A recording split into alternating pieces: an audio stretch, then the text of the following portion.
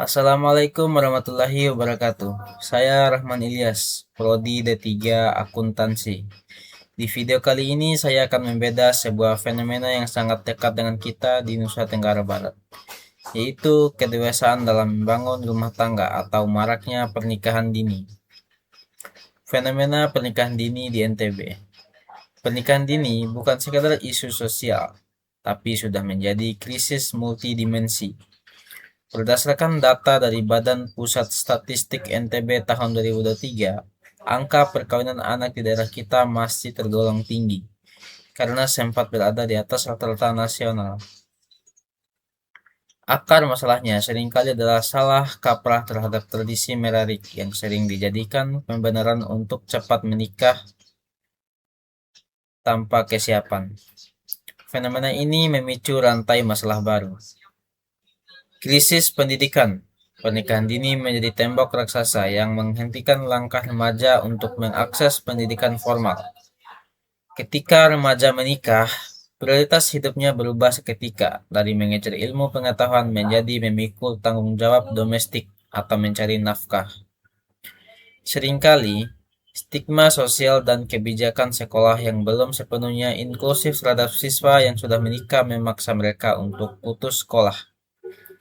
Akibatnya mereka kehilangan kesempatan untuk meningkatkan skill dan daya saing, yang pada akhirnya menjebak mereka dalam lingkaran setan pekerjaan sektor informal dengan upah rendah, sehingga potensi intelektual generasi muda di NTB tidak teroptimalisasi dengan baik.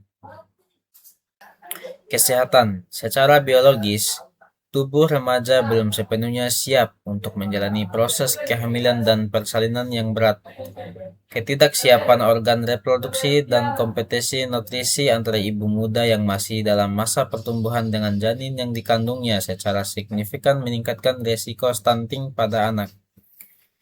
Selain itu, panggul yang belum berkembang sempurna seringkali memicu komplikasi persalinan yang berujung pada tingginya angka kematian ibu dan angka kematian bayi. Masalah kesehatan ini bukan hanya beban individu, melainkan ancaman bagi kualitas sumber daya manusia di masa depan, di mana anak yang lahir stunting akan memiliki hambatan perkembangan kognitif dan fisik yang permanen. Krisis integritas,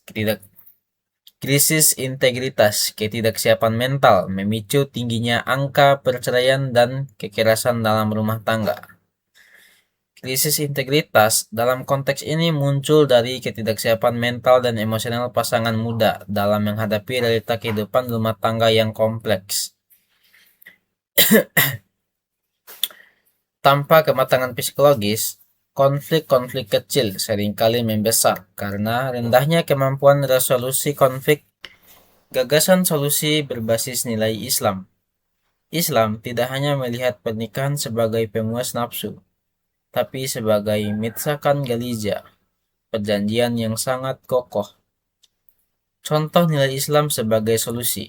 Yang pertama, prinsip syariah.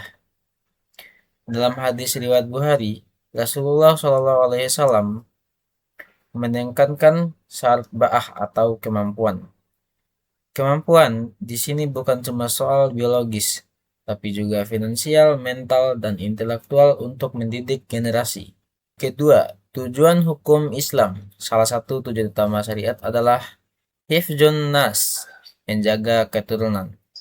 Menikah tanpa kesiapan berisiko melahirkan keturunan yang lemah secara fisik dan mental, yang justru dilarang dalam Al-Quran, Surat An-Nisa ayat 9.